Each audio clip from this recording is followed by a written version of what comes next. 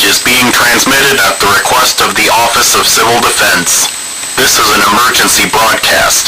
This is not a test. Hey friends, Art here, and today I wanted to discuss what's happening in the Middle East and some current events. We have been bombing Yemen very heavily in response to attacks from the Houthis. The Houthis responded Saturday morning by launching a ballistic missile at Tel Aviv, which landed on a playground. 30 Israelis were lightly wounded with no casualties. As we know, the Assad regime has collapsed, and Israel has wiped out the military infrastructure and the navy of the Syrian military. With the collapse of Syria and the resulting vacuum of power in that region, what does that mean for the Middle East? Now, disclaimer here, I am no geopolitical expert, but I can guarantee that Iran and Russia will do everything in their power to maintain their control and influence in Syria and in the region.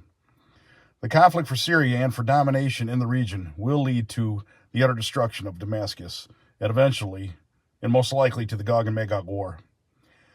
Isaiah 17 says, "See, Damascus will no longer be a city, but will become a heap of ruins. The cities of Aurora will be deserted and left to flocks, which will lie down with no one to make them afraid. The fortified city will disappear from Ephraim, and royal power from Damascus. The remnant of Aram will be like the glory of the Israelites, declares the Lord Almighty." Now, in modern times, Aram is Syria, and Aurora is areas around Jordan.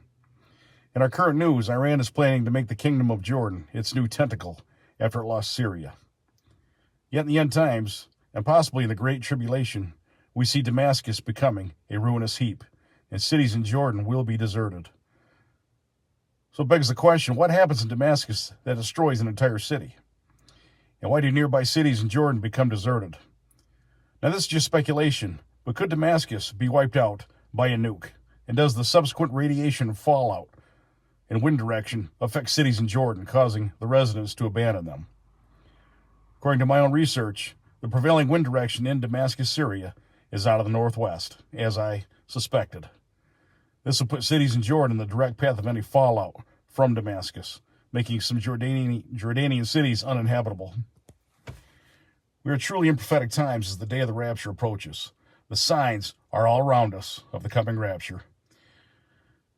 If you want to understand more about the rapture, I would like you to watch two movies, The Coming Convergence and Before the Wrath. These two movies can be watched for free on YouTube, and they may just convince you that there is a pre-tribulation rapture, which is definitely imminent. You do not want to miss that day. Make sure you are rapture ready by reading and following Romans 10:9, which states, "If you declare with your mouth Jesus is Lord, and believe in your heart that God raised him from the dead, you will be saved."